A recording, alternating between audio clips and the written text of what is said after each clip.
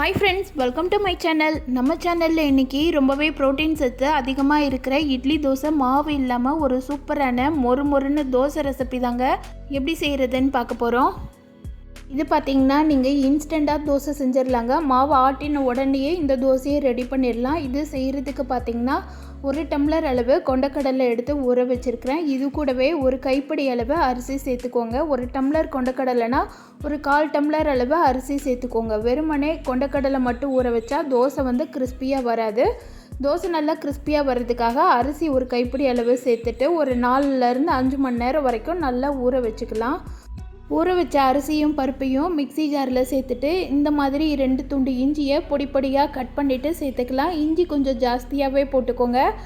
கூட 3 பல் பூண்டும் சேர்த்துருக்குறேன்.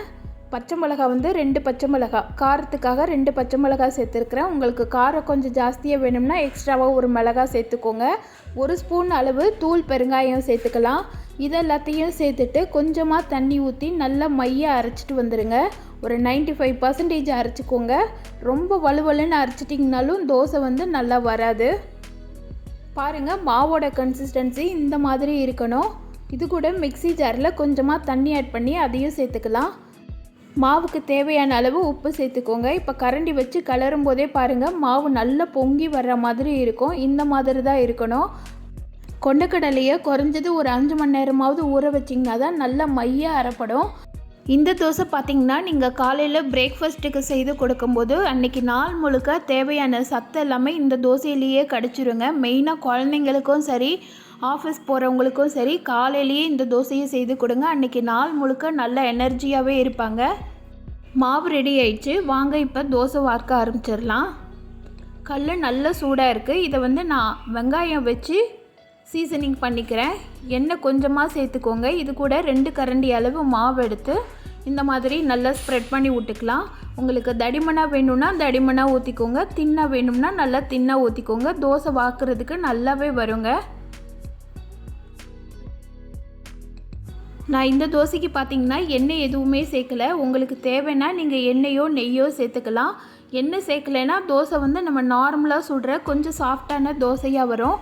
நான் அடுத்த தோசை கொஞ்சமாக எண்ணெய் விட்டு நல்லா மொறுன்னு செய்து காமிக்கிறேன். ரொம்ப சூப்பராக வரும் பாருங்கள். இது நான் எண்ணெய் எதுவுமே சேர்க்கலை. இப்போ அடுத்த தோசையை சீசனிங் பண்ணிவிட்டு இந்த மாதிரி மாவு 2 கரண்டி மாவை எடுத்து நல்லா ஸ்ப்ரெட் பண்ணிக்கலாம். அது மாதிரி இந்த தோசை வார்க்கும்போது தோசை கல் பார்த்திங்கன்னா ரொம்ப சூடாக இருக்கக்கூடாது. ஓரளவுக்கு மீடியம் ஹீட்டில் இருக்கிற மாதிரி பார்த்துக்கோங்க. ஏன்னா மாவு நின்று வேகணும். அதனால் கொஞ்சமாக மீடியம் ஹீட்டில் இருக்கிற மாதிரி வச்சுக்கிட்டு மாவை ஊற்றுனிங்கன்னா தான் தோசை தேய்க்கிறதுக்கு நல்லாவே வரும். இப்போ இந்த தோசையை ஊற்றிட்டு கொஞ்சமாக எண்ணெய் விட்டுருக்குறேன். மீடியம் ஃப்ளேம்லேயே வேக வச்சிடுங்க. அப்போ தான் கரெக்டாக வரும். நீங்கள் மாவு ஊற்றும் போது நல்ல பபுள்ஸாக, அதாவது ஓட்டையாக இருந்தால் தான் தோசை நல்லா கிறிஸ்பியாக இருக்கும். மாவும் கரெக்டான கன்சிஸ்டன்சியில் இருக்குதுன்னு அர்த்தம். இப்போ பாருங்கள், இந்த தோசை வார்த்துட்டேன். நல்ல சூப்பராக கிறிஸ்பியாக மொறுன்னு வந்திருக்கு. பார்க்கும்போதே தெரியும் எந்த அளவுக்கு நல்லா கிறிஸ்பியாக இருக்குதுன்னு சொல்லிட்டு. இப்போ அடுத்த தோசையும் ஊற்றி காமிக்கிறேன். இதே மாதிரி நீங்கள் மாவு புளிக்க வைக்காமல் இன்ஸ்டண்ட்டாகவே இந்த தோசையை ஊற்றிக்கலாம்.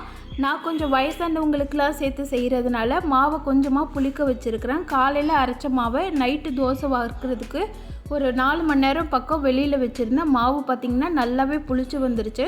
கொஞ்சம் வயசானவங்க இருக்கிறாங்க அப்படின்ற பட்சத்தில் நீங்கள் மாவை கொஞ்சம் புளிக்க வச்சுட்டு கொடுத்திங்கன்னா அவங்களுக்கு டைஜஷன் ப்ராப்ளம் இல்லாமல் இருக்கும். அதனால் மாவை கொஞ்சமாக புளிக்க வச்சுக்கலாம். இதில் பேக்கிங் சோடா அந்த மாதிரி எதுவுமே சேர்க்க வேண்டாங்க. இது எதுவுமே சேர்க்காமலே மாவு நல்லாவே புளிச்சு பொங்கி வந்துடும். இப்போ இந்த மாவுலேயும் நான் தோசை ஊற்றி காமிக்கிறேன். இதுக்கு சைடிஷாக பார்த்திங்கன்னா நீங்கள் கார சட்னி வச்சுக்கலாம், இல்லை தேங்காய் சட்னி வச்சுக்கலாம், இல்லை பூரிக்கிழங்கு அந்த மாதிரி கூட ரெடி பண்ணி வச்சுக்கலாம். ரொம்ப டேஸ்ட்டாக இருக்கும். ரொம்ப ஹெல்த்தியானதும் கூட. கண்டிப்பாக டெய்லி இட்லி தோசை மாவுன்னு ஊற்றாமல் வாரத்தில் 1 முறை இல்லை 2 முறையாவது இந்த மாதிரி தோசை செய்து கொடுங்க. வீட்டில் இருக்கிற எல்லாருக்குமே ரொம்ப நல்லதுங்க. நல்ல எனர்ஜியாகவும் இருக்காங்க. நல்ல ப்ரோட்டீன் சத்து நிறைஞ்ச ஒரு பிரேக்ஃபாஸ்ட் ரெசிபி செய்யணுன்னா கண்டிப்பாக இதை செய்யுங்க. ரொம்ப ஈஸியாக செய்திடலாம். இப்போ கல்லை நல்லா சீசனிங் பண்ணிக்கிட்டேன். இது கூட நம்ம புளிக்க வச்சுருக்கிற மாவை எடுத்து ஊற்றலாம். கல் ரொம்ப சூடாக இல்லாமல் பார்த்துக்கோங்க. ரொம்ப சூடாக இருந்ததுன்னா தோசை சரியாக வராது. நீங்கள் மாவை புளிக்க வச்சதுக்கப்புறமா தோசை ஊற்றுனீங்கன்னா அது இன்னுமே நல்லா சாஃப்டாக இருக்கும். பாருங்கள், ஒரு சைடு நல்ல கோல்டன் கலர் வந்ததுக்கப்புறமா திருப்பி போட்டு எடுத்துட்டோன்னா சூப்பராக தோசை ரெடி ஆயிடுச்சு. புரோட்டீன் சத்து நிறைந்த இந்த தோசையை கண்டிப்பாக நீங்களும் வாரத்தில் ஒரு முறை செய்து பாருங்கள். செய்து பார்த்துட்டு எப்படி இருந்துச்சுன்னு சொல்லிட்டு கமெண்ட் பண்ணுங்கள். இந்த வீடியோ பிடிச்சிருந்ததுன்னா இந்த வீடியோக்கு லைக் பண்ணி சேனலை சப்ஸ்கிரைப் பண்ணிவிடுங்க. Thank you friends.